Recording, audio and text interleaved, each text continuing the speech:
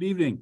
The time is now 6:30 p.m. I'm Chairman Tim Toth, and I'm calling the Select Board Business Meeting to order this 11th day of January 2023. Please rise and join me in the Pledge of Allegiance.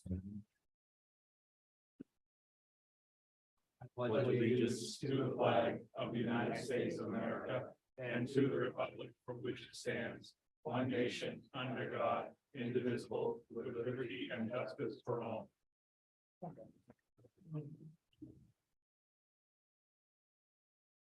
Thank you for that. Hello, everyone. Welcome back. We hope everybody's holidays were good. Before we begin, I'd like to ask everyone to join me in a brief moment of silence for all who are afflicted or suffering, and especially those who did not make it through the end of 2022 or unfortunately have passed in the early days of 2023.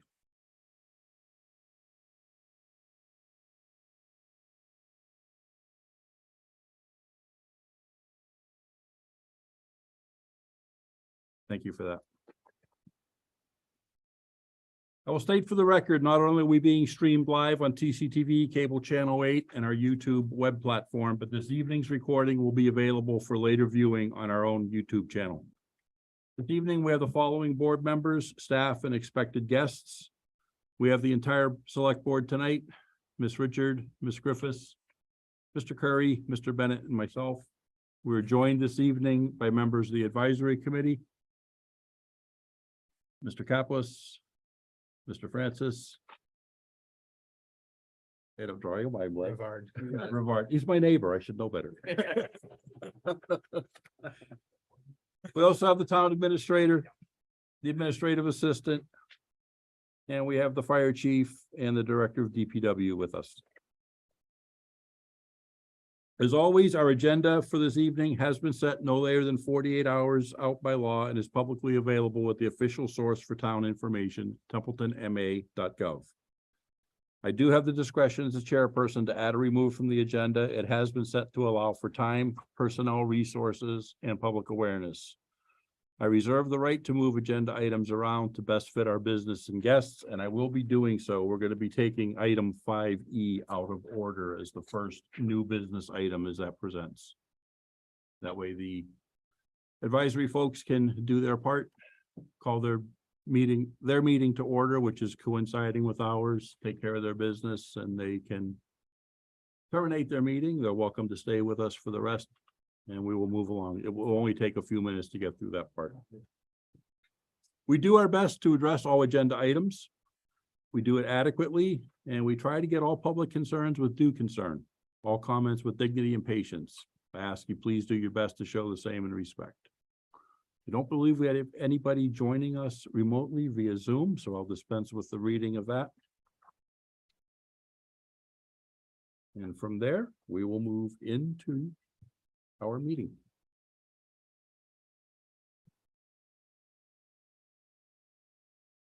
Item 3A. Yep, Mr. Chair, Mr. Rice. I move to approve the minutes of December 28th, 2022 as presented in our packets. Second that motion. I have a motion and a second to approve the minutes as presented. Any discussion, team? Hearing none, second call, any discussion? Again, hearing none, I will call this to a vote. Mr. Bennett? Yes.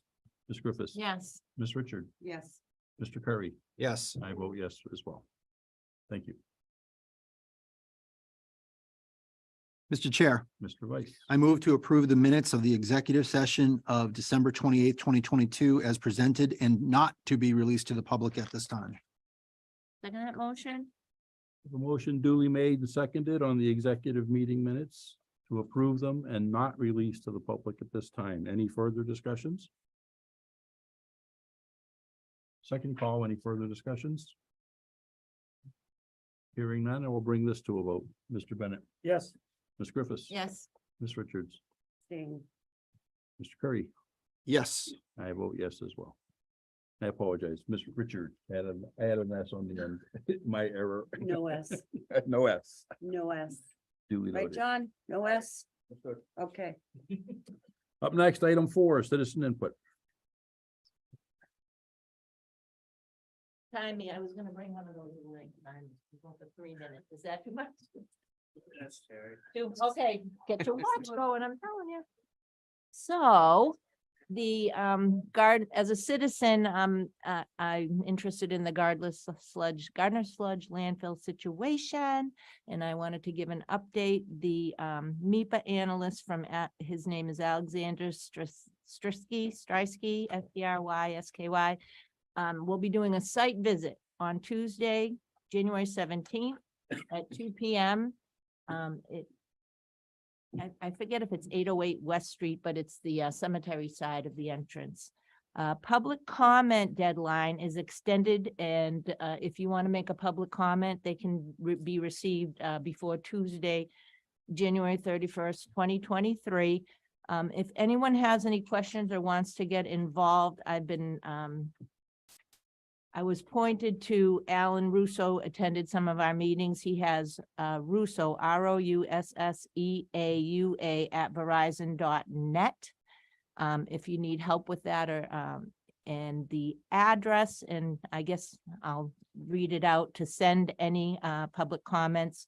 You can send them via email to alexander.strysky@mass.gov. Address it to Bethany A. Card, Secretary of Energy and Environmental Affairs, Executive Office of Energy and Environmental Affairs, or EEA, attention MIPA office, and then again, Alexander Strysky, EEA number 11643, 100 Cambridge Street, Suite 900, Boston, Mass. 02114. Subject ENF comment, Gardner sludge landfill expansion. And in my mind today, I was like thinking, one of my passions, I was thinking if a landfill had a 100-year storm and it's by a river, what might happen? I mean, one of the main concerns is on the perimeter is a methane gas release, because methane gas is part of the modern day landfills, which are a lot better than no liners, et cetera, but they do have chemicals, toxins, and leachate. And what would it be like in a 100-year storm? And then on the flip side, I got a book for Christmas, and I just don't want to leave anybody without hope, and I'll be done. It's called Mycelium Running, How Mushrooms Can Help Save the World. And there's a section that I'm interested in called The Multi-Kingdom Approach to Decontaminating Toxic Waste Sites. So there's hope for the future. I mean, we're doing the best we can as human beings, and, the meek will inherit the earth, right? Somebody's got to take care of it. Thank you.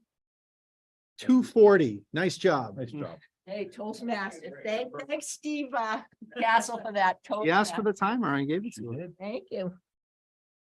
They do that at Toastmasters. Any other citizen input? They do that at Toastmasters. They do. They do. They'll shut you right down.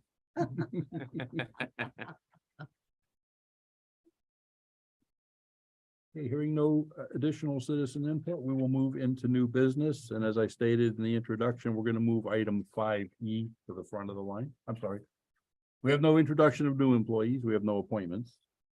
Or do we? We do not have any new appointments, Mr. Chair, and at some point, I think, whenever you want them to call their meeting to order, we have to call the chair. He's got it. No, I just. Yeah, we're good. The 5A, 5B have been addressed. We'll bring 5E up next. Mr. Chair. Mr. Chair, thank you. Again, John Council, I'll take the advisory committee to order at this point at 6:40. We do have a quorum, and we did all the communication as far as being televised, but CCTV and all that. So we did a public agenda as well, 40 hours before this meeting as well, to be in the open meeting law. So the first thing on our business is the reserve the fund request. Mr. Administrator. Mr. Chair. Sir. Thank you. I can also have Linda come up here as well with Mr. Zozick. So I've been keeping the board pretty much updated. We this past summer, we went through a process of get going on School Street, Cottage, and Vernon. in the area, in the vicinity of the Baldwin Elementary School. As you all know, we're anticipating to have a $28 million project coming forward for that old school. And we identified this location. So what's in front of you is we went through the process, getting all the responses. We mailed them, then we followed up door to door, and then we finally received enough responses to become eligible for a CDBG grant application. This is for infrastructure improvements on School Street, which on School Street does not include the water main. As you all know, that was part of a debt authorization. Cottage and Vernon, I believe it includes the water main replacement on Vernon Street. But in order for us to be eligible for this, we would have to have funds available to proceed forward for design, engineering, and the consulting services. And we're fortunate enough where we were able to find Linda, and Linda is certainly interested, and she's been extremely helpful through this process. So in short, this $20,000 request, I consider short money because we could be eligible up to with a CDBG grant, if you will, of upwards of $1.3 million. So if I can then turn it over to Linda and Bob to discuss it further. Anybody has any questions of me, feel free through the chair to Linda, if you kind of want to just kind of summarize the process and everything we went through and how important that this funding be approved. That would be great. Thank you. Yeah, so I think we looked at places that might be eligible for CDBG dollars, and usually that is based on, what geographies in Templeton, usually on neighborhoods that might be low and moderate income. We'd have to document that through income surveys. And I think School Street was identified just because there already was some work going on. And that to me sounded, because I've written a number of CDBG grants, the fact that there was also an investment coming from another part of the town toward this neighborhood to be piggybacked on that probably could be bid and constructed at the same time would be very attractive to the grant funder. So we spent our time trying to get income surveys and qualify the neighborhood, which we did in October. So CDBG grants are competitive. I'm sure you know that, that it's a competition, and it's pretty intense. It's statewide. There is a special round happening this year. The state combined 2 years of funding that they get from the feds into one round of grants. So this year we can apply for a single town can apply for up to $1.35 million in one application to be spent over 2 years. So that's a unique opportunity. It's usually been up to only $800,000 a year. And it probably will go back down to that $800,000 after the special round. But because of COVID and some delays in Boston, they decided to put 2 rounds of applications together into one application.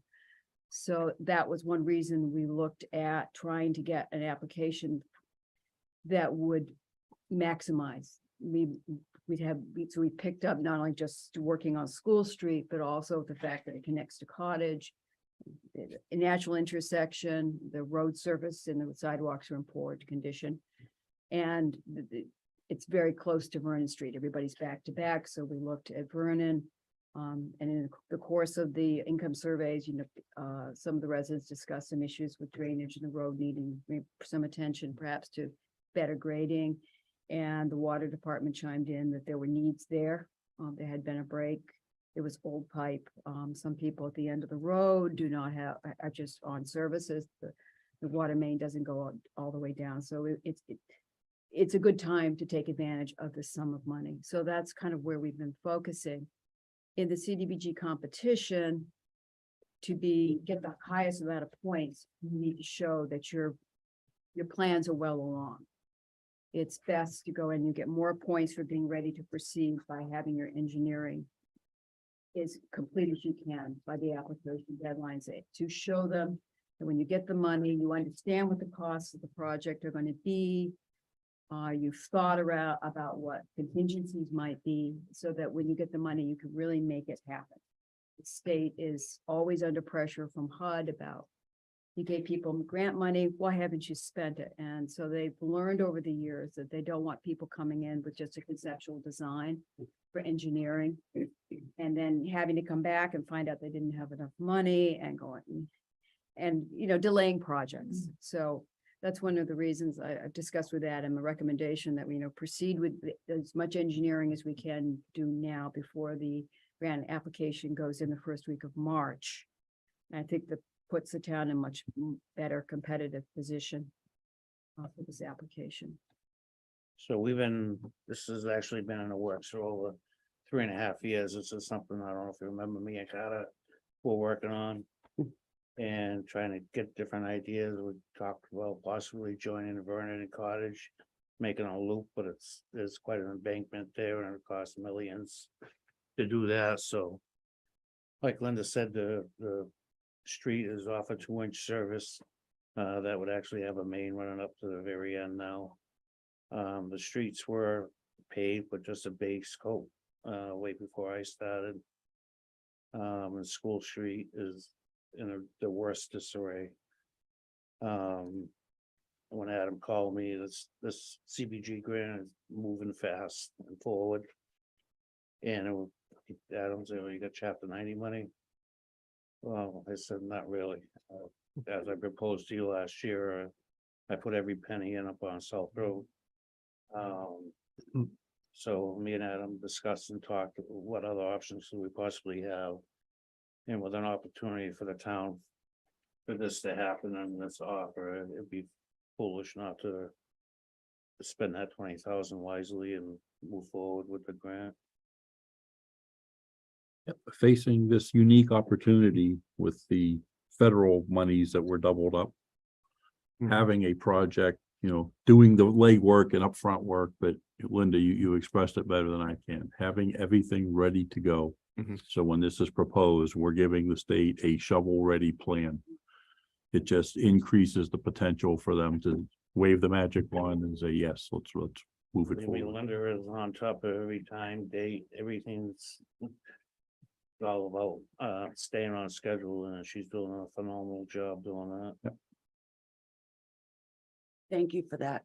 You deserve Absolutely. credit for that. Mhm. Great job. And to echo the town administrator's comment, $20,000, yes, that sounds like a lot of money, but in the grand scheme of things, a drop in the bucket, it is a relatively small amount moving forward.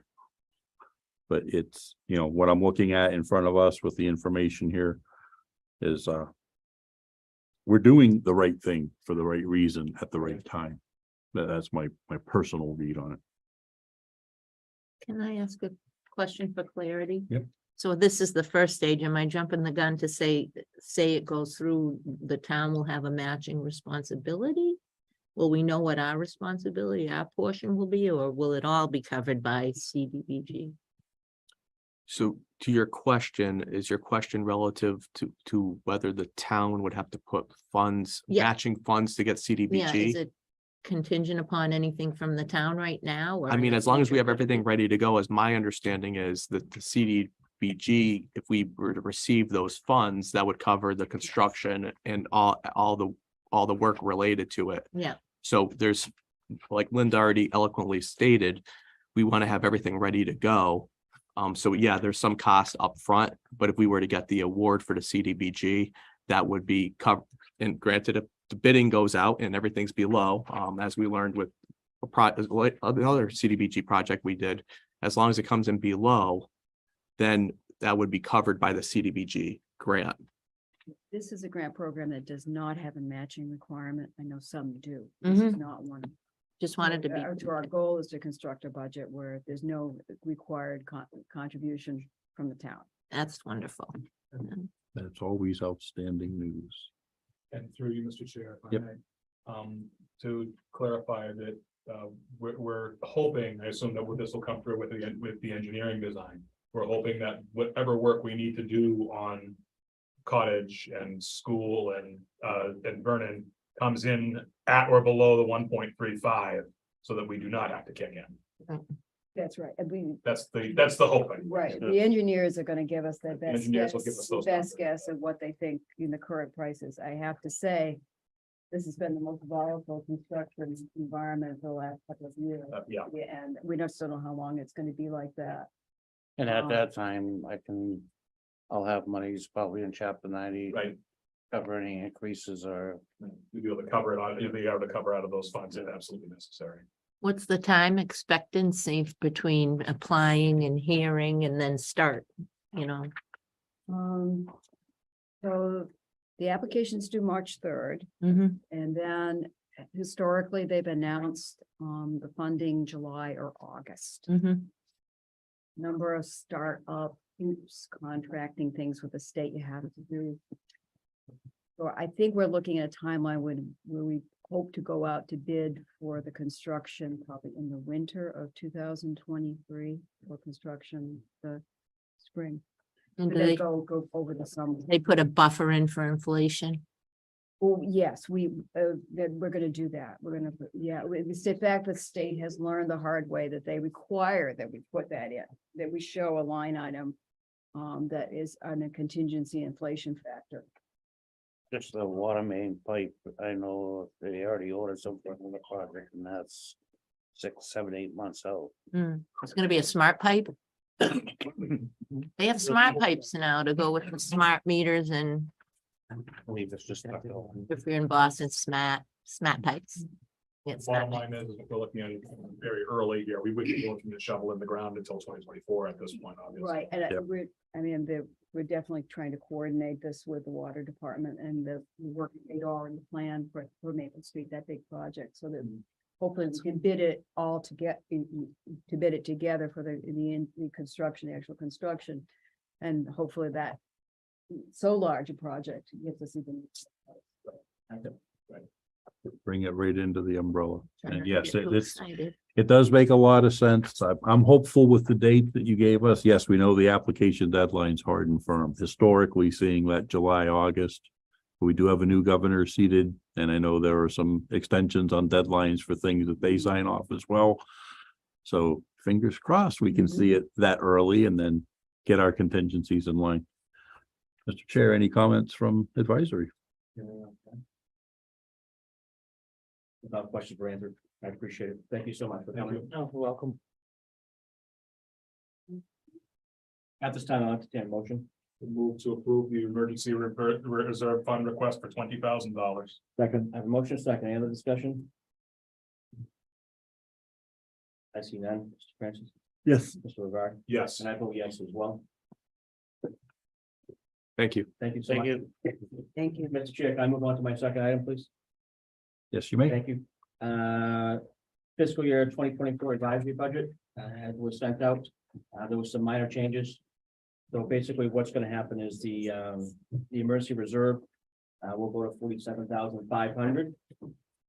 And then obviously the annual meetings, the regional meetings, the annual dues, transportation mileage, the MMA will stay at the 1,740 for a grand total of $50,000 total, maintaining the advisory committee budget to maintain the same $50,000. Questions? No question. No. At this, yes. So I can motion to approve the advisory committee budget for 2024 as presented. Second. I have a motion, second, any other discussion? I see none. Francis? Mr. Rivera? Yes. And I vote yes as well. Chairman, Yes. make a motion for the advisory committee to adjourn. I have a motion of a second. Second. Any other discussion? I see none. Mr. Francis? Yes. Mr. Rivera? Yes. And I vote yes as well. Thank you all. Thank you, Mr. Chair. Appreciate your time. Great to see you guys. Thank you guys for Good to joining see us. you. Thank you. You're welcome to stay through the rest of the meeting.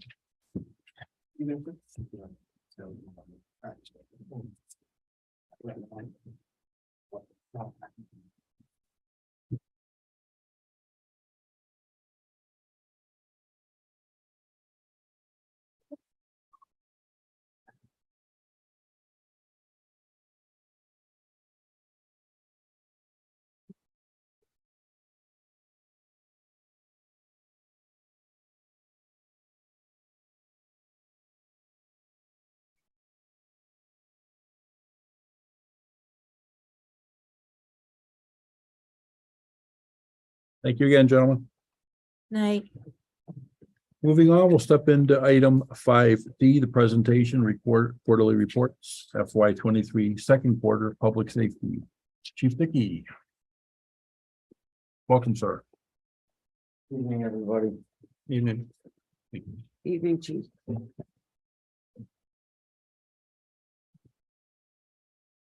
Chief Bennett was unable to make it tonight, and he asked me to read his report for him. I will do that. Take care of his first. The police department, the second quarter of fiscal 23 has been seeing an upticks in almost all statistical categories. Yeah. As a result, this caused a decrease in other categories. In the end of quarter of FY 23 was busier than the first. Station projects, the HVAC upgrade project, as mentioned in the first quarter report, went out to bid. However, the town only received one bid, which was more than expected. We are working on rebidding the project in the third quarter and hope for a better result. All other projects are on hold until the fourth quarter and nicer weather. Regarding the cruisers, happy to announce that they have recently taken possession of both the FY 22 hybrid SUV and the FY 21 F-150 Interceptor. Corresponding moves, Cruiser 17 has been surplus and decommissioned. Cruiser 27 will be assigned to Officer Welsh for academy duty and decommissioned at the end of the fiscal year. The BWC program is currently in a holding pattern following the release of the POSTC policies. Post commission. Okay, thank you. And the procedure on use. In the spring, the department will be able to place 4 stationary radar devices throughout the community. 2 units will be fixed signs that have been upgraded with solar panels, and 2 units will be portable radar trailers. As many residents may have seen from our department's Facebook page, Officer Duplessis will be stepping away from the patrol duties effective 1/1/2023. Officer Duplessis will continue to be employed by the department in his current part-time capacity, performing all other duties and responsibilities assigned to him other than patrol. The fact remains that our lack of part-time officers available for patrol greatly hinders our capability to fill open patrol shifts, and this will only get worse with time. The Commonwealth's poorly thought out police reform legislation and creation of the Post Commission has affected all the police departments in the Commonwealth, especially those in central and western Massachusetts. Things will only get worse in the future and not better as it stands right now for our community and department. And then he also has the activity for the quarter. Everybody have that? You want me to read the activity? I think we can. No, you don't have to. Healthy, you have to read, chief. We have it in front of us. We can certainly see the uptick in numbers, so.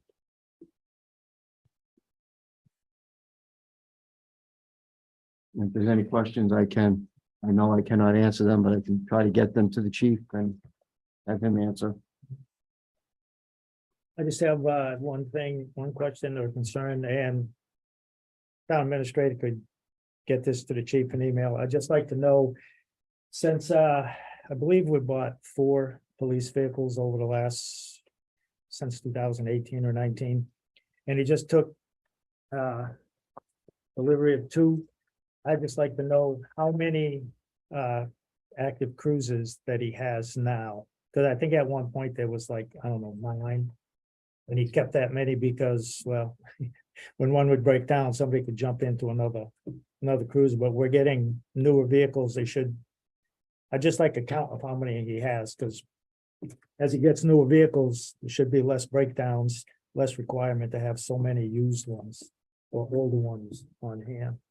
Jeff, if I may, I'm working on the inventory with him now, to update the list because I'm carrying them on my inventory as vehicles. So that should be done shortly, and I can email you the copy. I know one cruiser's down there now ready for auction, so.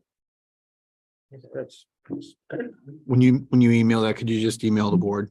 It helps me, I'll capital. send it to Adam and, pass it Sounds over. good. So we will follow up on that. No questions. Thank you for that. Thank you, Jim. Fire Department quarterly report. So for the second quarter, we've had a total of 363 emergency calls and 80 residential and commercial inspections. During this second quarter, we've been awarded 2 grants. The first was a $5,500 grant from Tom Forrest Foundation. They're a local foundation. Their son passed away a few years ago, and he was a EMT out in the Boston area.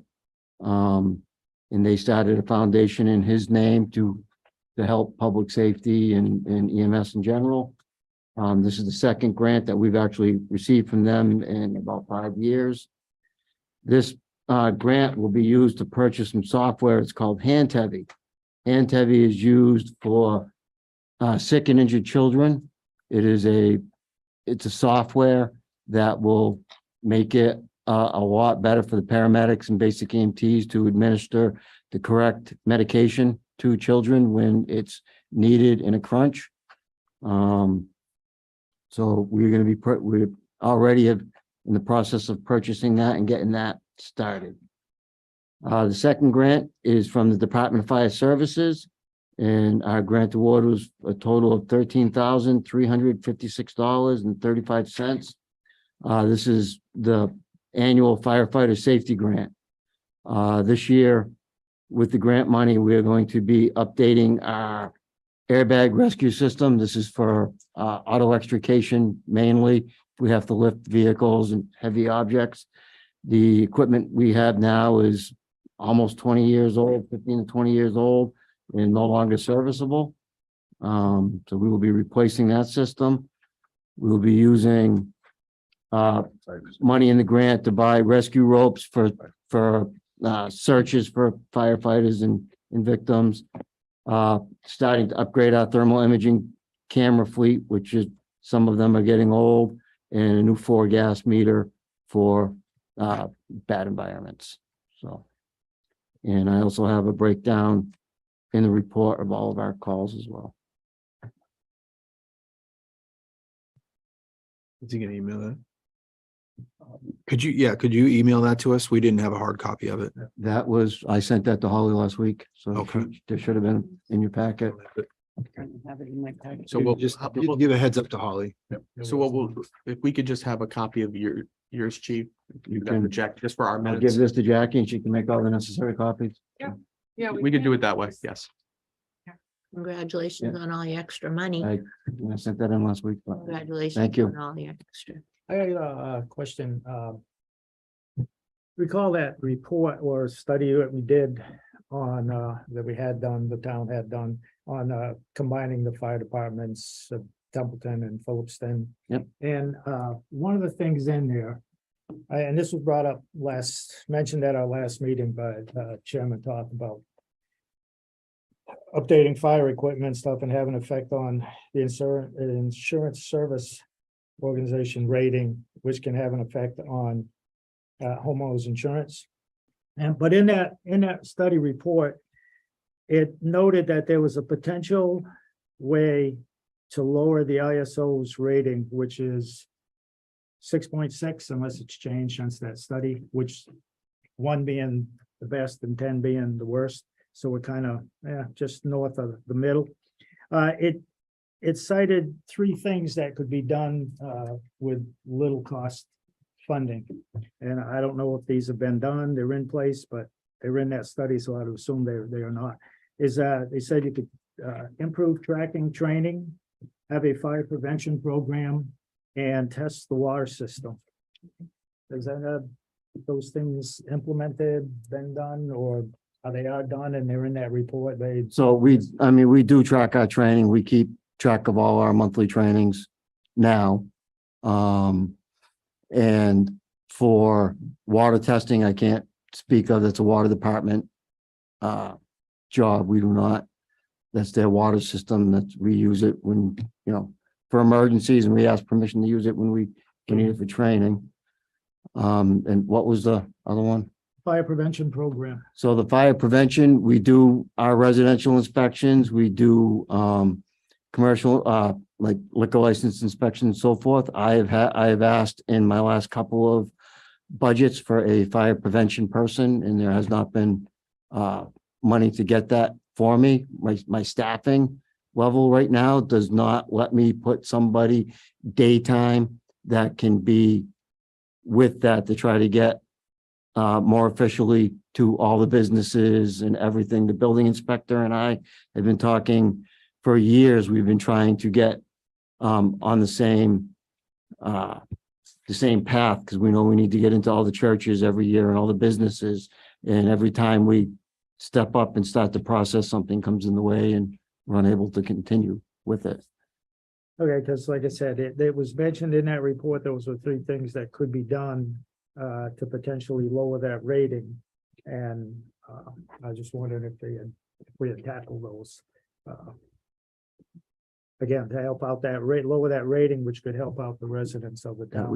Yeah, we do track all of our training. That's every time there's training that's done, we have forms to fill out so that we can log what was done, who was in attendance, and everything. Communicate that to the organization and maybe get our rating. The last time they were up to do the audit for ISO, it was something that was just new in the program, just starting. So the next audit, the next ISO thing, Idea when that would be. I don't remember off the top of my head now. That will definitely get caught up. Straight to check on that and let us know, please, because that's, again, that's service to the residents, and that Yep.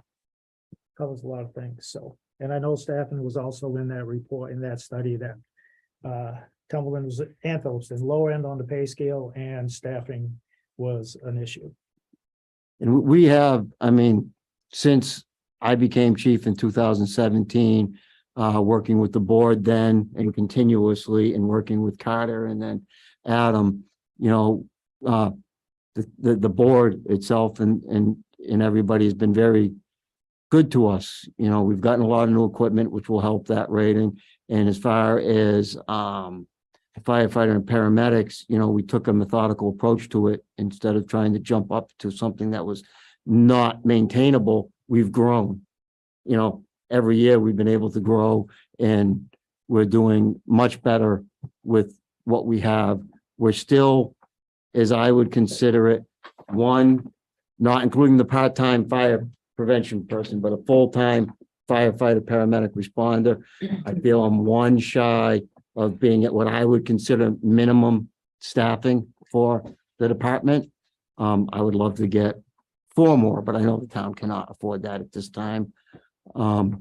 We did with the staffing we have, I changed the model in their shifts to try to have better coverage. I used to have a day person that was part of the crew, and then at night we had one firefighter, paramedic, and we were working with the call people at night, trying to fill the gaps, which was not working as well as we hoped. I took that by taking the day person and moving them onto a shift. I was able to actually arrange the shift so we have 2 firefighter paramedics per shift, 24/7, and it's helping us to cover more of our calls and generate more revenue, which hopefully in the future we'll be able to, once we can keep that revenue stream up and have a few years of it going up, help us with the people power that we need to keep going. I'd also in that report and some other studies I've looked at, Templeton, like many communities, have what they call a graying. We're getting a bunch of old folks, and it's harder to get on-call people. They're busy, they don't work local like they used to, and you have an older population. So the only way I think you're gonna cure that is increase pay and full-time people. Our pay is, for our full-time people, is competitive. I won't say we're on the high side, we're on the low side, we're someplace in the middle for the area.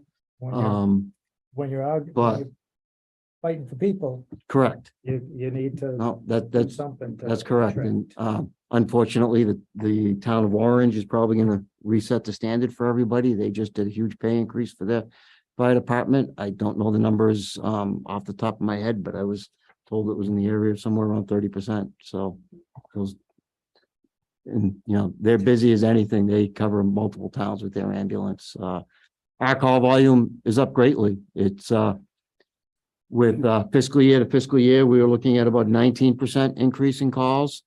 And calendar year, we're at almost a 26% increase in calls right now. And guys are doing a great job. They really are. That goes hand in hand with the graying population, the increase in. It does. It does, yeah. You make a great point when it comes to the call force. Something I've really noticed is when I was younger, you know, and on the call force and others, we came out for a lot of stuff. But we had, you know, a spouse that might have been at home and not two working spouses and people in the family. And it's very difficult now. Both adults are working. If the call person makes time for the training that they need, it's tough to get them to come back out in the calls because they're really budgeting their time, you know, to the best they can at home. So it's very difficult, not just for us, but every community. That's the nationwide trends across the board. It's not just here, it's everywhere. No, it's when the population calls for a firefighter, they expect that firefighter to know everything they're supposed to know. They don't. In the old days, people would be a call firefighter and they did the best they could and do it. But now they want a brain surgeon coming out. They want everyone to know everything that's there.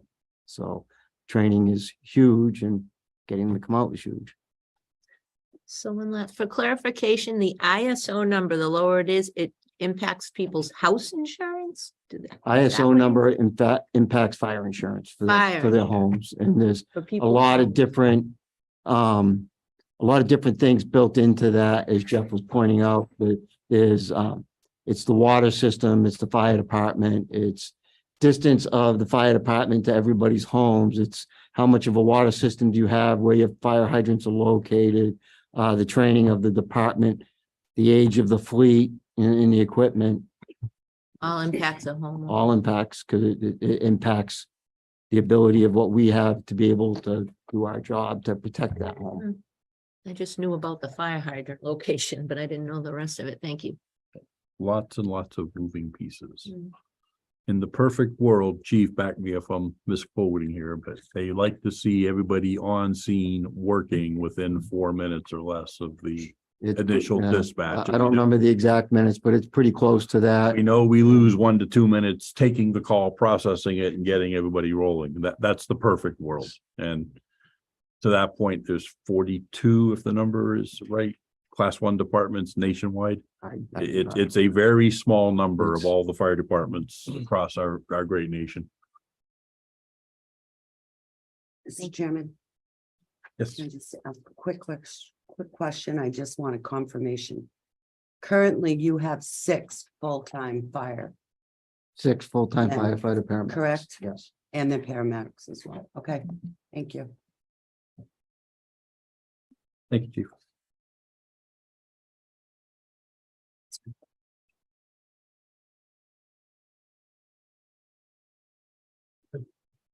I just had a quick question. You know how the police have to have so many police per 1,000 or per, you know what I mean? Does that hold true for the fire department as well? Do we need a certain amount of firefighter paramedics per 1,000? And they have a minimum standard they would like to get to.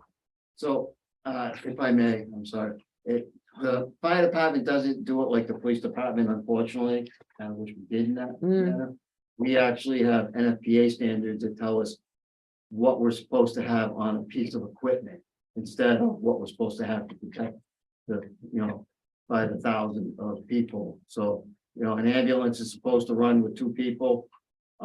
It's actually, if you're running a paramedic ambulance, it is supposed to run at 2 paramedics, but they have waivers in Massachusetts that allows us to run with a paramedic and a basic EMT if needed, but they prefer you to be 2 paramedics. In a fire engine, you want a minimum of 4 people to run out of that with the fire engine. So realistically, right now, at any given time, I cannot pull a piece of apparatus, even if I put myself on it at NFPA standard of 4 people to go out that door. The best I can do when we first go out is 3, with the hopes that I can pull a call firefighter in to be that 4th. And that's not gonna happen, especially during the daytimes. So depending on what your call is, you need multiple pieces of equipment. If I'm outside the water district, I need my tanker. Tanker is 2 people. The ladder is gonna be 4 or 5 people. Every piece you bring out is that. That's why we rely so heavily on mutual aid. The second that we have a working fire, I am bringing in multiple towns that are bringing in equipment and personnel to that fire. We're supposed to have, anytime we bring, if I bring an engine in that has that 4 people, and I have to do an entry into a house that has a hostile atmosphere in it. If that's 2 people that's in the house, that's going in the house, I need to have 2 people outside the house that are ready to go in there to replace them. Not doing other jobs, but are ready to replace them. 2 in, 2 out. So, And with that mutual aid, does that come out of their town's budget? yes, mutual aid, we do not charge anything to the area towns. So if I go to another town, that comes out of my budget. If they come here, that comes out of their budget. That includes all personnel costs and equipment costs, maintenance breakdowns, anything. So I'm assuming you keep a buffer in your budget for, I keep so for our full-time staff, we have their salary. I have what I've calculated for possible overtime needs to cover them coming in. And then based on how many calls we do a year, I've always tried to figure we're gonna try to get 4 to 6 firefighters, the minimum coming back for that call. So you figure out your hourly wage, come up with every call that I might have to go to Gardner or Winchton or Phillipston. That's one of our calls. So it's just figured in on that same way. thank you. Thank you, Chief. Mr. Zosik, you're next, sir. Quarterly report to the public. I'm back. Back in the saddle again, huh? Good evening. Hi, Bob. Hi, Julie. Kids are doing good. Oh, that's good. The 7 grandchildren are well. Is that? You guys all have a copy. Yes, sir. do. Yeah, Thank we you. do. The Highway Department side, for the second quarter, the cruiser will continue going around patching many potholes, which we still are today.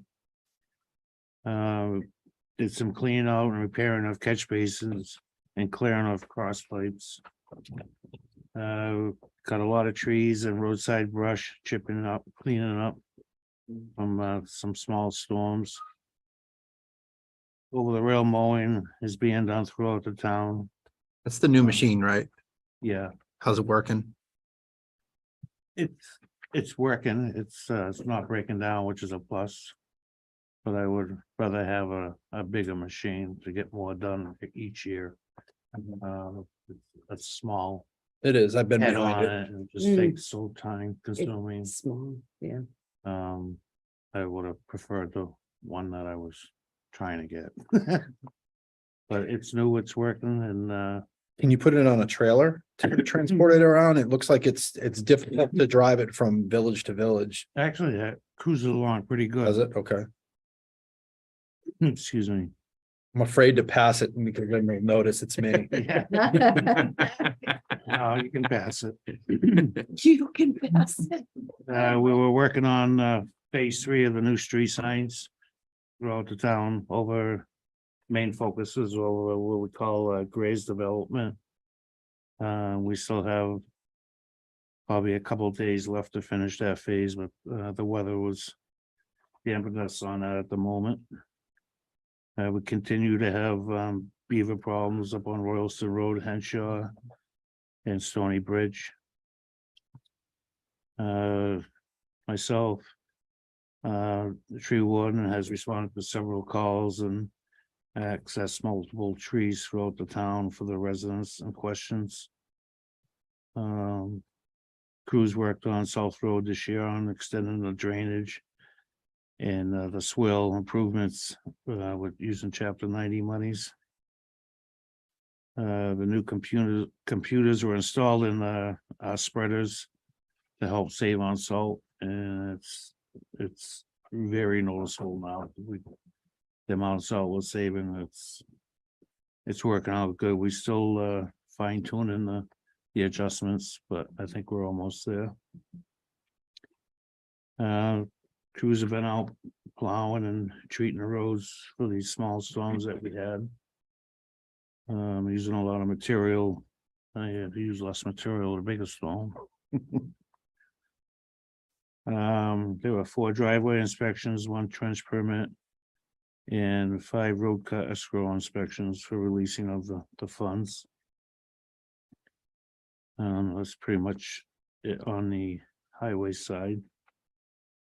Buildings and grounds, we assisted patrons in cemetery plot purchasing, locating the graves and understanding the cemetery rules. The residents. Fall cleanup and trash removal of Pine Grove Cemetery, Green Lawn, and Gilman-Waite Field were done. Water has also been winterized. Mowing and leaf removal as needed throughout the town buildings and cemeteries and parks. I think the crew actually got it down pretty bad. I think they did a wonderful job this year. Assisted Templeton Light, or we worked with Templeton Light and Water installing a scoreboard and batting cage at Gilman-Waite. The highway department and the building department, and the light and water. I think we work real great together and getting that done. We're still waiting for the donation from the steel for the frame on the scoreboard part. The batting cage is erected, but we kept the net off for the winter, and we had a little stone dust work to do come spring to bring the grade up. So hopefully early spring that'll be completed. Assisted a highway department on South Road with some swell work using the mini excavator. Mapped out new section of Green Lawn Cemetery. For the software. Hung holiday lights in town. Assisted by the highway department's bucket truck and the light department. They usually do the one in Otter River. Crews helped and plowed all the parking lots and assisted the highway department in plowing as well. As I stated, we winterized the water shut off at the cemeteries. And there were 6 interments and 6 lots filled. A busy quarter. Any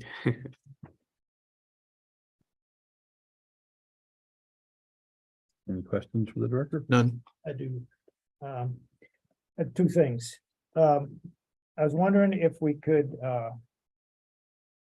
if you could make, my thing is, I'd like to inquire to Monty Tech about building a small salt shed, so to speak, that would enclose the pile that we put out sand and salt for residents. Community.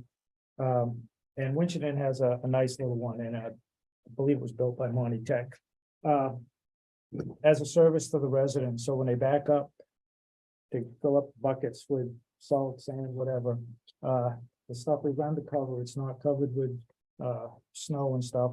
And when if they're loading in, it happens to be raining or snowing or anything. I just think it's it'd be a service for the residents. It would cost very little. And if we could inquire now, perhaps see if we can get Monty Tech scheduled for like, next fall and have them build it. It's just a simple shed roof, 3 side, with the roof, and the sand salt gets put in there. And, it keeps it dry, keeps the snow off it and stuff. I just, With that being said, Jeff, are you maybe better off buying like an open row shed for like horse or something with no floor? I just. A wooden one. you Yeah, know, it would be wood. Yeah, it would. Either way, I'd just like to see if we could do something like that. Are you willing to volunteer? Is that what you're saying? Am I volunteering? With a hammer? I can wield a hammer. You don't pay enough for me to work there. The other thing is, I'd like to, look at. I'll volunteer for. I'd meet with you and the town administrator, and then it could come before the board. I'm looking at a comparison communities and at their, snow policy, and we do have a little mention on the mailboxes. If a mailbox is hit by a plow or by the snow rolling off the plow. What we don't have is a means,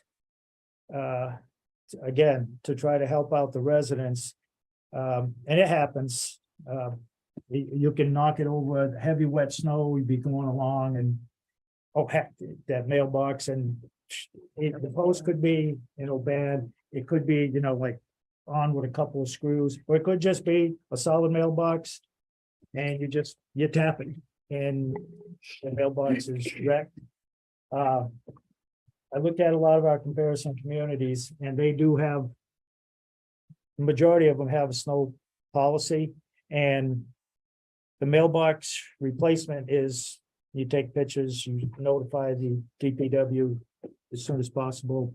They come out and look. If it's legit, plow hit it or the snow hit it, they have dollar amounts from $30 to $55. I think that was Lancaster. They're kind of ritzy, but it just, again, it spells out if the town destroys, wrecks your mailbox by plowing the streets, they have at least they have a shot at documenting it. And again, this is a service to the residents.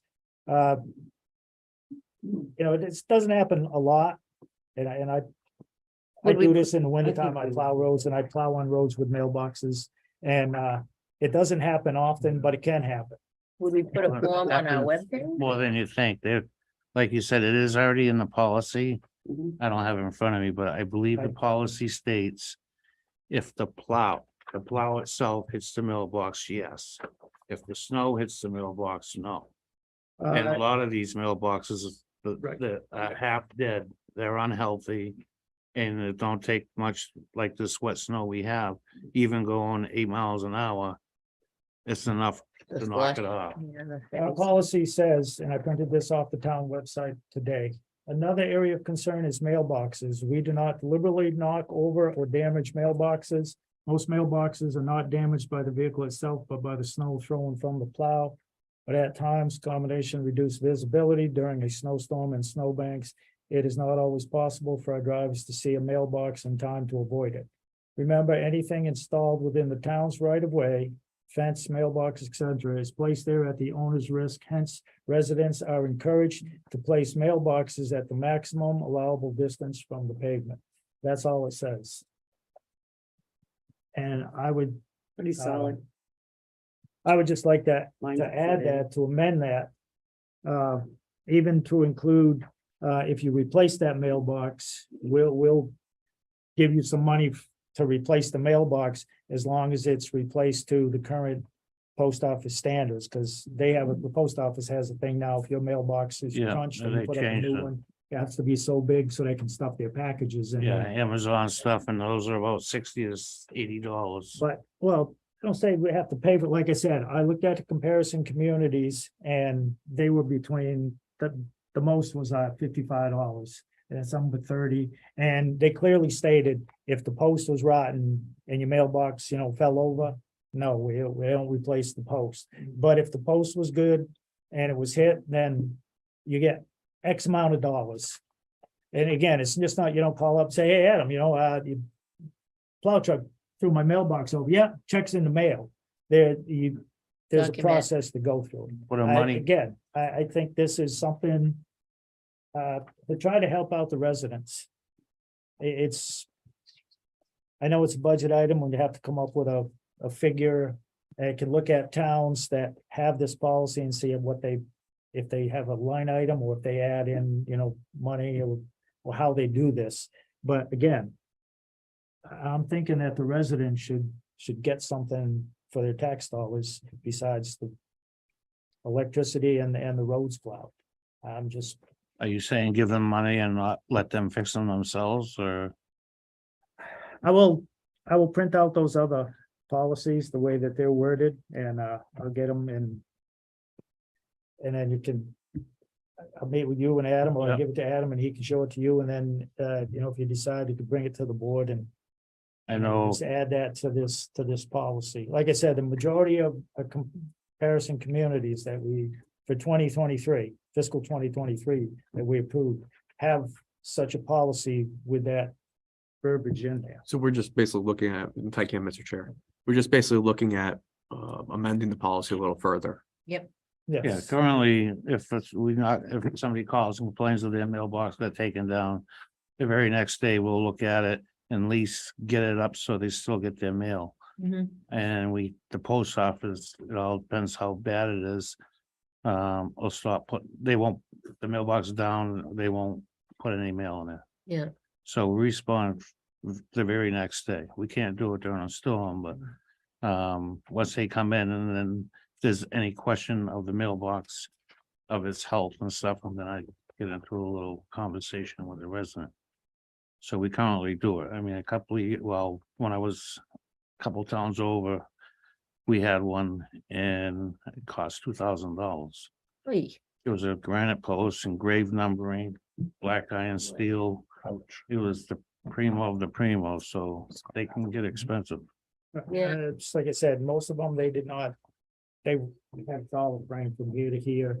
It was not, paid for the whole thing, but I just, We do, Thought it's something we I could do add. keep usually 3 or 4 mailbox posts in stock. If the ground soils, and we'll put it in a bucket until spring, because we're not gonna make a big job out of it during the winter. There are a lot of them. So far this year, we probably had 4. Yeah. Last year, I think we had about 10.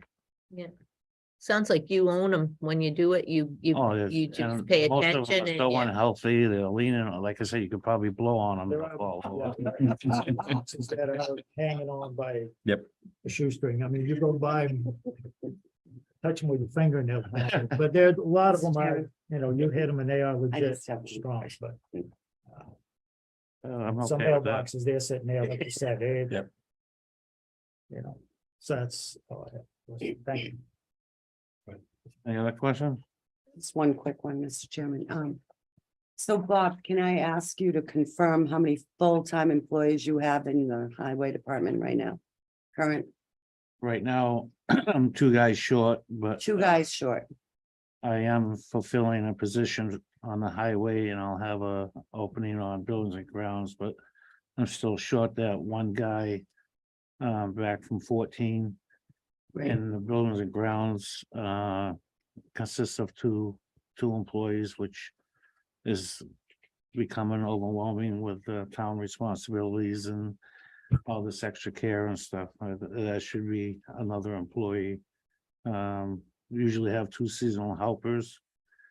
And I feel this year that I'm not gonna have good luck in getting seasonal help. Nobody wants to work. Right.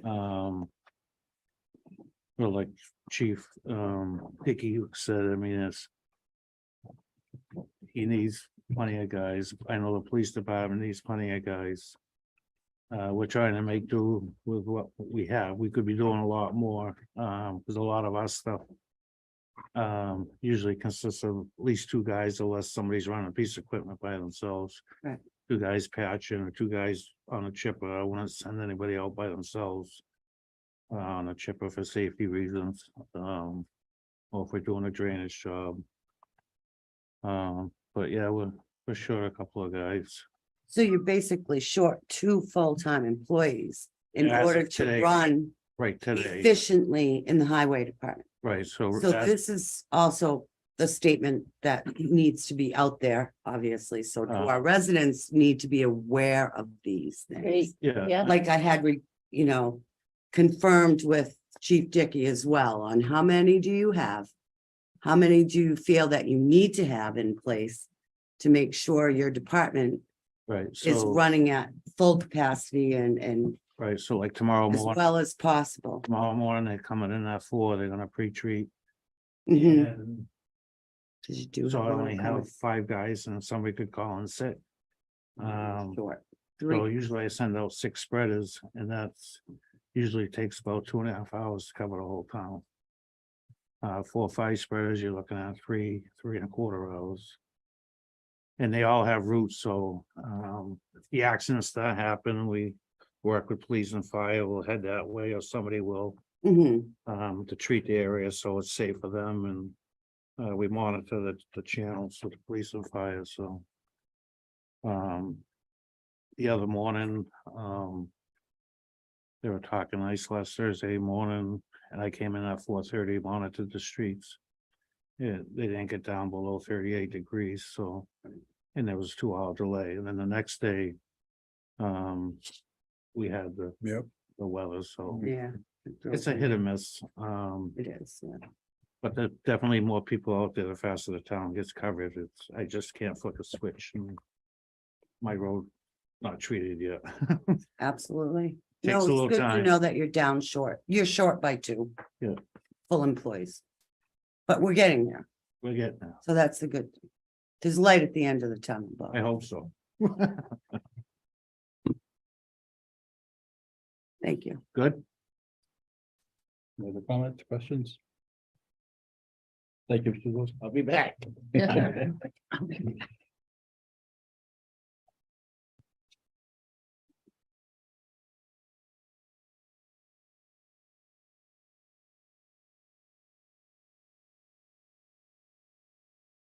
Item 5E on our agenda. Reserve fund request. Adam Lamontagne, Town Administrator. Oh, I'm sorry, we covered that. Yep. Scratch that. 5F. CDBG grant writing consultant contract for services, and that is in our packet. Mr. Chairman, Ms. Richard, I move to pursue CDBG application and authorize the town administrator to contract with Breezeway Farm Consulting Incorporated. Second that motion? I have a motion and a second to proceed with the application and authorize town administrator to contract. Any discussion, team? Second call, any discussion? I believe town administrator has discussion. Yes, thank you. Linda's up here. This will be a contract so we could have her services to put in for the CDBG application. We went over this on the reserve request. Also, I want to bring note, we've been working with Linda. She's been helping us along the way, going back to the summer. And right now we're working on a notice. This will be on your next agenda. Because we have to have a public hearing. So we have to get notice into the paper by CDBG guidelines and the like. So we're looking at having the hearing February 8th of the select board, but we need to put a snow date in there for February 15th. So I'll have that on your next agenda. In case if we have to cancel the February 8th meeting, we'll have a meeting February 15th. I wanted to bring that to the attention of the board as well. But to take action on it, it'll be on your next agenda, just so you're aware. Thank you for that. And Mr. Chair, if I can, Linda, is there anything else further outside that I may have missed? Your contract is in here. That were provided for the grant writing for the CDBG application. And I know it's a relatively tight timetable, and I feel pretty confident with your experience in Athol and other communities. We're fortunate to have you. So I know CDBG is a specialty within itself. Bureaucracy heavy grant program. And the cost of grant writing is an reimbursable expense. If you're successful in getting the grant, the $4,500 fee would be reimbursable. It's very important to note. Thank you. It's always good news. Mr. Chair, Linda, have you met with this board before? I don't Could, believe so. could she tell us about herself and Breezeway Consulting? Breezeway Farm Consulting? I would. Sure. Sure. Breezeway Farm Consulting is located in New Salem. We've been in business since the late nineties. The business was founded by my husband, who was a professional economic development planner. And including stints at in Greenfield as the town planner and also at DHCD, working in part of the agency that manages the CDBG grants. So he started the program in 97 and I joined him in 2004. And we've been writing CDBG grants and administering them. That's really kind of the bread and butter for us is the actual administration of the grants if they're awarded. So we usually do 4 to 6 annually. And we have a very high success rate usually. The last few years have been 100%. Clients from far west. We do Buckland and Shelburne. We've done communities, Milford, Fairhaven, Okay. North Shore. And you're co-owner with your I'm husband. co-owner. He is essentially retired at this point. Okay. How long have you lived in New Salem? The whole enchilada. Okay. I drive through. It seems quite quiet, very pleasant. Yeah, it's smaller than Templeton. for Yep. sure. Okay. But but I'm sensitive to small town Oh, good. needs because of that Sure. versus the big city. Nice little place on the Quabbin. Oh, yeah. Nice hiking trails out in this. Yes, it's. Yeah. It really is a farm where I live. I mean, we're not actively farming at this point, but we still have hay fields we manage and woodlots and such. How much a bale? Sorry. Never mind. I had a reason for asking. Talk later. Right. No, but thanks for going through that. I just, you set up her earlier and I'm kind of like writing on people's sheet. Who is this? Who is this? Cause yeah, Thank you. Appreciate your time. I don't have any questions about Breezeway Farm nor the contract for services. nor do I. Short, sweet, to the point, and yes. It's been a long time coming. This is really important to get this in place for the town of Templeton, in my opinion. It is. I've been asking for it for many years. We need to get this in place ASAP, and we need that expertise to assist us. It's a big deal. I'm excited if it goes through. Good. My opinion. Me too. Billy, It's not yet been a vote. Any further discussions, team, or questions?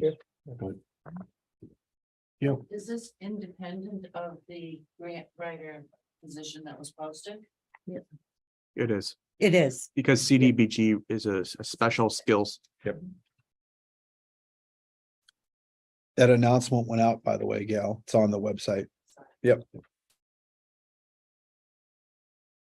And also, if I could also bring attention to the fact that we're on such a tight timetable here, I believe the application's March that you need to get it in for, Yeah, so. 90 days. Third. And then first reviews for that the grant writers not till February, beginning of February. No further questions. Okay, hearing no further comments, questions, discussions, let's bring this to a vote. Mr. Bennett, Yes. Ms. Griffiths. Yes. Ms. Richard, Yes. Mr. Curry. Yes. I vote yes as well. Thank you, team. Step in the right direction. So exciting. Thanks, Linda. Thank you.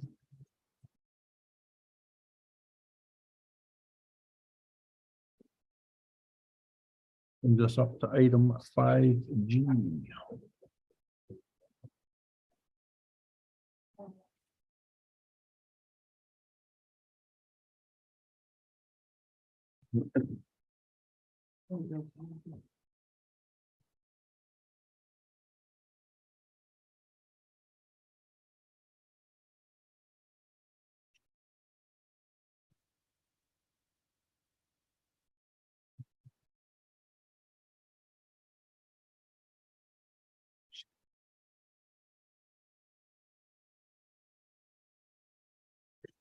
I can start. As you know, Gilman-Waite, we're looking to get the bathrooms, be usable over there. There is some monies for Gilman-Waite in that account now that we're gonna be using to do the concession side. But the bathroom, where it's a bigger project, couple of the steps had to go out to bid. One being finishing the walls and framing. And then the next step will be probably the plumber is probably gonna be the most expensive. And then the electrician putting in finish fixtures and touches on the electrical. So we went out to bid for the, so say the carpentry part. And the individual, we had one bid at them. Unfortunately, it's the same contractor that's been doing a lot of work in the buildings as we speak. That's one reason why we went out to bid, so we covered, town's covered. I really don't know any more small contractors. Nobody's touching the small stuff. There's bigger and better monies to be made. Unfortunately, he was the only one that bid on it, and his work is phenomenal, and I think the town should be blessed that lucky we have somebody to do some of these smaller projects right now, going through these times that we are. So with that being said, I don't have anything to add to that. I think you pretty much summed it up. We're fortunate where we had a bidder when we went through the process. And I think folks are going to start seeing a lot of activity this spring over at Gilman-Waite between the money that was appropriated for the bath from CPC funds for the bathrooms. That's out to bid. I think you touched on the scoreboard as well as the batting cage. I know Candace is there all the time, making sure everything's up to date and everything. So I think we're going to start seeing a lot of good things happening at Gilman-Waite. So stay tuned to see all that work getting done. I think it's something that we could all be proud of, that, you know, we're supported by this board. I know we wanted to get that building done. I think and we've amended past capital for other funds to be appropriated for work to be done specifically at Gilman-Waite. So we're following the standard procurement process that needs to get followed. We have a lot of other projects going on that we're going to start seeing in the spring. I think it's going to be a good time to see all the paperwork get done and the procurement get done now, because you'll start seeing a lot of activity, not just at Gilman-Waite, but in other areas of the town come springtime. So with that, I think Bob pretty much covered it. I'm not sure through the chair, Candace wants to say anything further, but I think I pretty much covered it. Bob and I don't think there's much more to really further add to this. No, board approves them, it'll be starting probably within a couple of weeks. I would just like to add, I thank you for the diligence and the consideration. It's somebody already working for us, but let's dot the i's, cross the t's. The procurement process is very explicit. Yes, we have to advertise as a municipality, but nowhere in any of that legislation does it say anybody has to bid. Right. So, Right. And No. that building was started in 2009. Yep. A lot of the base stuff, the block and stuff was donated materials, but again, that's why it's been since 2009. So I mean, it'd be nice to just get that building completed. Yep. So it can be utilized. One less thing that we have to deal with, or that the board and has to deal with, and it's something that can be utilized for what it was planned for, even so many years ago. But we have a Parks and Rec Commission now. Yes, we do. we do. This is one more step to getting the Everything project is to the coming finish into line. place. You know, 2009 is Was that the same year? You're as the checking senior off a center, lot of did you say? boxes. time to get it done. Well, Right, overdue. Mr. Chair, Mr. Curry, I move to award the bathroom floors, walls, ceilings construction project at Gilman-Waite Field to Fichette Construction. Second that motion. I have a motion made and seconded to move forward with the award of the bid. Any discussion, team? Second call, any discussion? Hearing none, we'll bring this to the vote. Mr. Bennett, Yes. Ms. Griffiths. Yes. Ms. Richard, Yes, Mr. Curry, Yes, and I vote yes as well. Thank you. and just to note that it's Thank you. FIS. Just the spelling of Fischette Construction is not Frischette, it's Fischette. The bid had it correct, but our notes had it as Frischette. Yeah. So F-I-F-R-I-S. It's not, there's No no R. R. no, Okay, F-I. Like P5. both. they're out of Athol, it looks. Yeah. Yeah.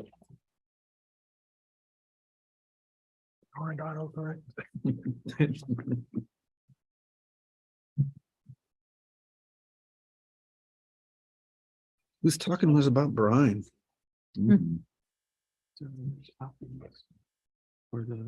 Pickle- Brings us up to- Pickle Brine? I don't know. That brings us up to action item, new business 5H.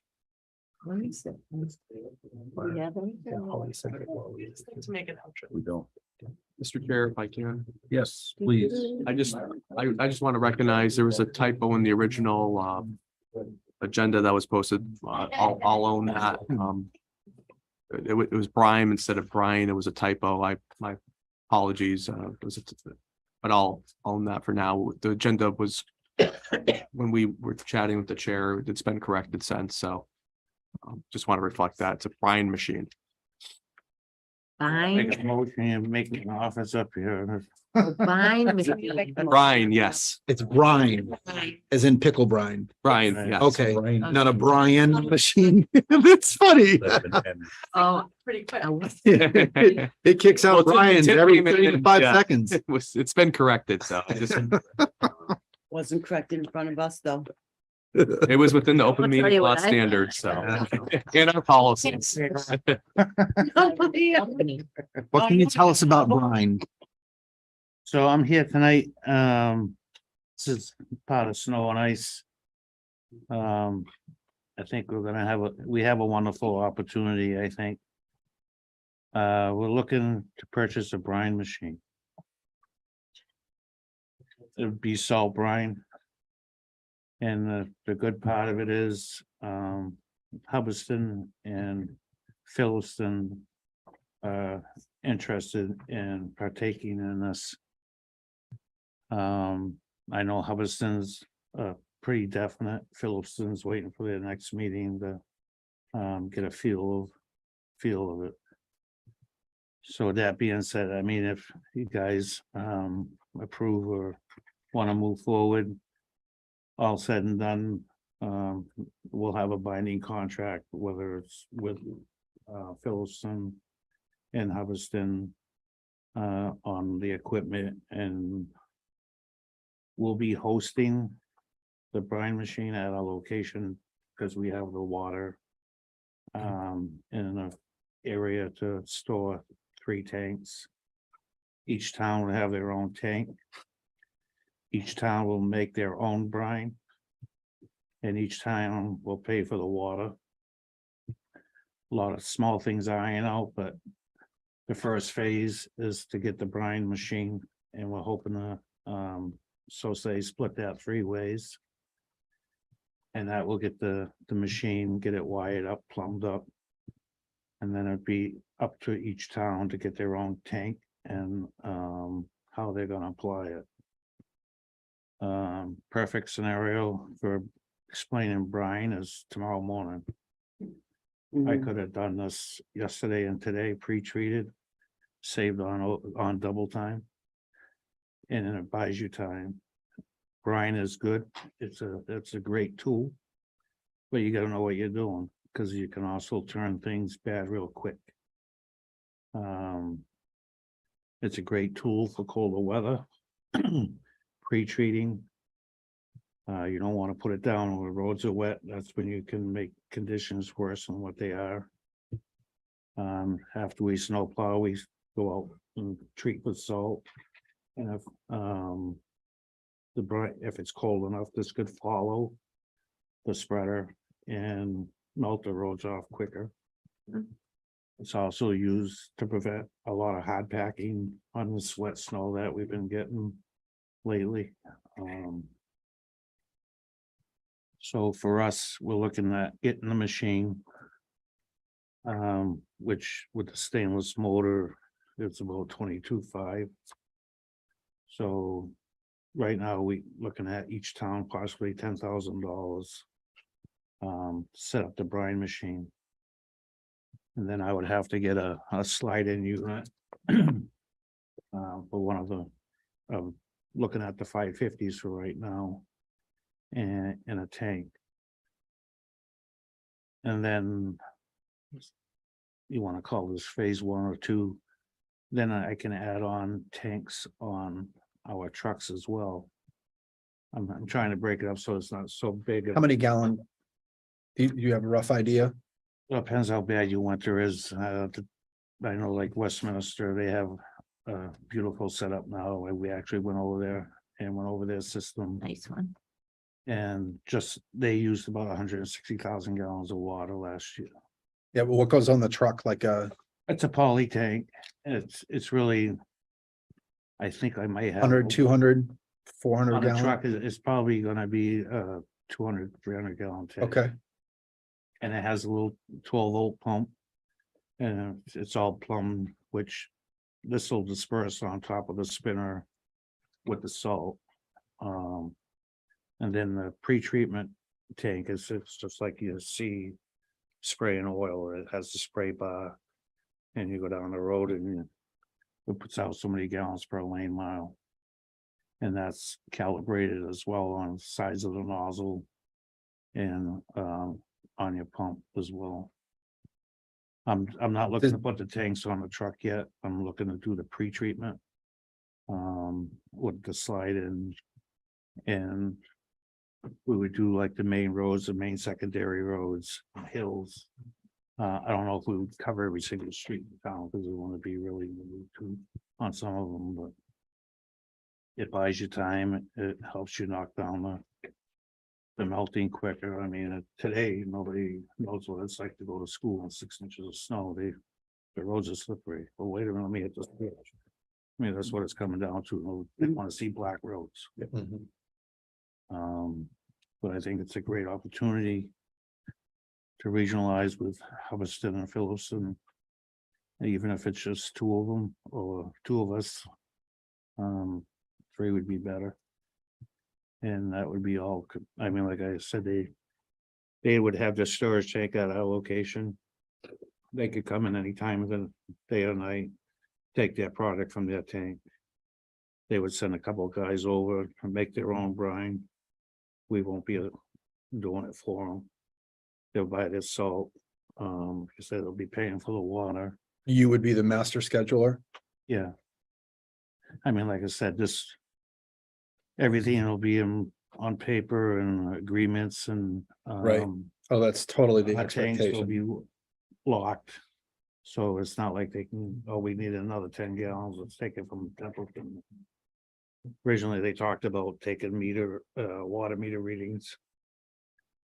And tank readings, but I can see 3 o'clock in the morning, oh, I forgot to take the reading, I don't know what it was at. So it's gonna be a guessing, so I suggested 3 individual tanks. 1 for each town. Yeah. What is the capacity of the machine? Could make, well, there's different sizes. This one here. I think it was a little over 3,000 gallons an hour you could make. And this one here also has. It will have the availability to do more data. It could be plugged into the desktop. You can know what you're making, keep more control of it, and actually the computers I just put in the truck. They're already set up to do brine. Also, I would have to get the tank and the pumps and. So one of the major costs for each truck has already been done. Bob, I don't know if I'm stealing Terry's thunder. I'd also like to know what the impact of like stormwater runoff or anything might be with adding the use of brine to our existing salt program. If I, Go ahead. what brine is basically is 1 part salt to 3 parts water. Okay, So you will be using less salt. okay, That's one of the advantages to brine, using brine as a pre-treat. Say, okay, it's gonna snow tomorrow, tonight, they spray during the day, like you said, on regular time. So you could spray down to pre-treat the road. You can have tanks on your truck and pre-treat and pre-wet the salt. Which you can use less salt because the salt will not be All right. bouncing. It will stay on the road longer. You can use it for de-icing. The 3 main reasons to go to use brine and liquid stuff is budget, public safety, and the environment, because you cut down on the amount of salt that you use when you pre-treat. A lot of times, if you don't have a pre-treat liquid, and there are different things you can use for liquid, it's like the state used to use calcium chloride, they switched to magnesium chloride. It's very caustic, it's bad for the environment. And even the state in Westminster, they've started using brine. And there's a lot of communities that are going to it because you spend less money on salt and it's better for the environment. great. And Guess you don't have to do that for public me, Bob. safety. So, You don't have to sell Well, it. and he already has the controllers, so if he wants to add tanks to slide in spreaders to pre-treat his salt, he's got that part covered already. Like I said, it's, Yeah, I could No actually, brainer. right now I'm buying treated salt, so. Once, I don't expect to do the trucks until the fall. Yeah, understood. year, But Yep. I won't need the pre-treated salt, I can treat it myself. Hmm. And it's making brine, and you take a hydrometer, you gotta make a certain level, I think it's 23 to 25%. yeah, For it to be effective and below 20 degrees and. But you can't go more than that because it starts working against you. Right. And, the perfect is 23.3 yeah, and 77.7. And you're getting down in single digit territory that will effectively treat. But as you said, you put more salt and, water, then it goes up and you're defeating yourself. So, but when it's, That brings- mix it correctly, you're using less salt. So you're saving money there. Mhm. You're using less salt. And getting out ahead of the And you're, curve. Apparently I so you know get ahead of it, the plus least you about it. can pre-wet your salt. I'm learning Yeah. a lot. Yeah. No. Like I'm at It All these lowers people its, holding out. uh, No, what do you know temperature about that the salt? will work at, I'm getting And a the salt will training. stay on the road longer. You use less salt. And therefore there's less runoff. Yeah, There's less salt plowed off vegetation, like you used to see along state roads and stuff, it'd be dying. Well, that's what they Mm. used to throw. I took a picture on the way home from my. So tree this is conference Today, it's, And if we get 3 see all the times, white lines, so it goes down That's wet. what I was wondering. Yeah, I saw Goes those white down wet and lines. then it Yeah. dries, so. yeah, I know now what you're Tomorrow talking about. morning, once it starts missing and stuff, as soon as the moisture hits it, Yeah, activates it. yeah, I starts saw working. that over in Rutland and in that area. But it's more direct application going for it. versus the rock salt, I'm all in. dropping out, nobody's listening. No, we are. We are. Julie had a question. were just though. saying, She yeah, didn't have- I was just looking. Through the But chairman. Don't to get me ask a wrong, question. Go ahead. I mean, I can bring somebody in from Bay State, or I can invite the assistant superintendent over to Westminster to give a demonstration if you like. But Seen there's it. a lot of times you can't use it too. You got, like I say, you gotta know what you're doing, because you can worsen the roads instead of better on the roads, so. And that would be my question. Will there be a training for the Oh, employees at the absolutely. highway department to make I saw the sure lieutenant and that they training, know because exactly what they're doing with this new toy that's going to give us safer roads? The guys will be. Okay. I'll Because host a they're, class they're from gonna Bay need a State, yeah. training, right? I'll host a class from Bay State, they'll Great. train the guys, I'll attend probably several. Meetings through Bay Meetings State and on- Worcester County Highway Association. But you definitely will save money on salt. I mean, I'm probably, or you won't see it up here, but I'm probably in deficit right now, just. by Ugh. salt. Oh, yeah. Mr. Chair, It's ridiculous. Mr. Rice. I move to authorize the Public Services Director to negotiate with Phillipston and Hubbardston and to submit to the town administrator for the budget. Second, I have a motion and a second. Any further discussions, team? So 1 unit, like 1 or 3? You have room in your yard for, Templeton would be looking at one slide-in unit, tank and pump this time around. Yes. Then I'll be looking following year for setting up a truck. okay. Came an email too.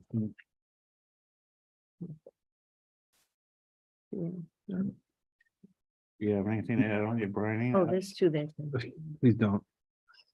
Just have enough room. Mr. in Chair, my- I'd like to whatever. amend, I just want to amend my motion to include after with Phillipston and Hubbardston concerning the brine machine. And to submit to the town administrator for the budget. Second that amendment. Okay. Motion's been amended to include Just, yeah, the words brine machine. the brine machine. Because And that is, you never know, Bob could Yep. start negotiating. He's like, oh, wow, he gave me. Yeah, right. authorization." Right, get those gumball machines. New bathroom at the highway. department. Right. any further, I always said that the cash shelter out back should be up. Templeton needs to rent. any further discussions? Take the leash off. There you go. Hearing now, we'll bring this to the vote. Mr. Bennett, Yes. Ms. Griffiths. Yes, Ms. Richard, Yes, Mr. Curry, Yes. and I vote yes as well. Thank you. Hey, I was clicking over. We probably should have been a little bit quicker on the YouTube comments, but Amanda from Conservation had a question. Most of our roads are within 100 feet of wetlands. Does this fall under the Wetland Protection Act? She has as a question. We're using less salt and around the well, drinking wells, we use actually 3-to-1 still. That is. Amanda, if you're watching, Amanda, if you want to, you like send a list of questions or otherwise, but more to the point when I had brought up, hey, what's the impact? And Jeff fell on that grenade and basically covered a lot of the aspects that I did not know about it. So if you have any questions, Amanda, please send them in. But this is just a negotiation period, so we can work out the particulars, but it is going to come back to the board. That is Thank you, one of Mr. the, Chair. another reason that the state is moving to that, because they want to buy less wells, private wells that. Yeah, They were right. throwing the salt down by salt sheds, so Yeah, but the state uses a lot more than So- we. everybody is. Trying to do what they can to reduce the amount of salt, and this is one of those ways. We're at minimum now, and this will even be below what we're doing, so. you answered my question. I was on the way to Connecticut and I kept seeing these roads with these white And lines. I'm like, not all of it's Perfect. salt brine, I think Jeff was saying it could be magnesium, and they all come. Oh. So that got to be done. There's different brines out there. There were. Some are I'm safer than others, and we're using the safe one. Yep. Nice, Thank you, Mr. Zuzak. thank Should you. I stay here or am I good for the night? you might want to get some rest. We got a little weather coming in the morning. On it. You're good for 6 feet or 6 seconds, whichever.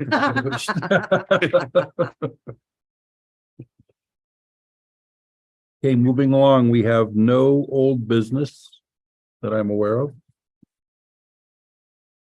That brings us to the board member and administrator comments and reports.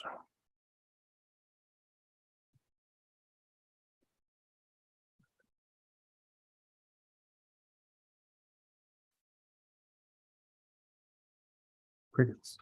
Yeah, I'm good. Yeah, I just want, I'm waiting for him to see if he always does something. I had something, but I can't remember, so it couldn't have been too important. I'm all set. Yes, very good. Love you, Come Jeff. on, Terry, go. Love you, Jeff. Thank you to Vice Chair Curry and to our town administrator and the rest of the board for following through on the letter to MIPA regarding the Gardner sludge. It was well written and brought the right attention to the situation out here. So thank you for that. And Adam mailed it and emailed it, so it was. Perhaps we can, I know this was a big thing, it would a little bit of coordination, but if Holly could do, the town news, if she could post a copy of that letter that went up there, just a little quick website that way, because a lot of people were tracking this and I know that they're going to be curious on what the letter. So under like news and announcements. Yes, exactly. And just put the PDF, copy of the PDF there so people can see it. I'll follow up with her. That's great. Thank you. Thank you. Nope. Actually, just real quick, I'd like to request to be on the agenda for the next meeting. I'd like a full update on the Skull Hall project, please. Taking notes.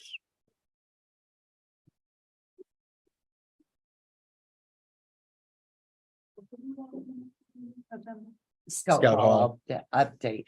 Excuse me. Mr. Lamontagne, any comments? I am all set, Mr. Chair. Thank you. At the last meeting, what you asked me for an update. Go ahead. and that is- Can you just tell me, do we have the plans for the kitchen from the architect? The architect is gonna be starting work on the kitchen. Right now, we have several projects going on in the town. And quite frankly, the demand on the architect right now. We also have, if I can, just also point out the fact that CPC approved funding for a review of the emergency management building as well. So we're going to try to tie those two together. So when he comes out to review that building, I know he already looked at the kitchen. So I think that's the latest really on the kitchen, unless there's something I'm not aware of. If I can, through the chair to Mr. Sozik, is there anything else I'm missing on that? No, I was gonna reach out to him, because I was over there Yeah, Monday and going to talk, and they actually have one of the seniors that wanna. He's very educational and he wants to help design the layout of the kitchen, so. I think the kitchen may have some changes in the way it was first presented. I have not touched bases with Andrew yet. I was been busy most of the week, so. The progress has been made. It's already been presented to Capitol. So it's going along. Thank you, Mr. Chair. You're welcome.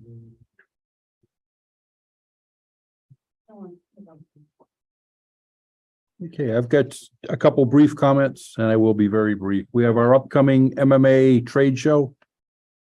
That will be Next weekend. not this coming weekend, but the following weekend. signed up. Yep, I'm signed up. Getting the rooms is a little bit of a challenge right now because the block is already closed. So I saw there was some messaging this afternoon among the board and from Holly, but that the information provided is not completely accurate. Trying to get that room is a bit of a challenge right now because I'm still working through my own as well. Looking at some bigger and better things, the last 24 hours across the nation have been a nightmare. Anybody traveling, if you were watching the news this morning when it broke around 5:30 with the airline issue and the FAA computer system, not only affected all of our domestic flights, but it affected those coming in from other countries as well. A lot of airplanes stacking up in holding patterns, and it just really delayed the takeoffs. Around 9 a.m. they started to release all of it, but it's like, wow. And this falls on the heels of Southwest Airlines over their Christmas debacle. So you don't even want to know what's next. And that's my good segue. What's next? There's also a looming UPS strike. So worry about your Amazon packages now. It may just get worse. Sorry to be the doom and gloom and all the bad news, but trying to pay attention to what's going on around the world. And, as one of my favorite meteorologists used to say, and here's what's happening in your neck of the woods. Be prepared for certain food shortages because of, Ukraine. Sad to see that situation still So happening. shameless plug, as the BBC used to say, watch this space for continuing developments. Okay, any seconds? Go around the room real quick. Hearing none, I will entertain a motion to adjourn. So moved. Second. Motion ends second. Woo-hoo. We will do a roll call vote. Mr. Bennett. Yes. Ms. Griffiths. Yes. Ms. Richard.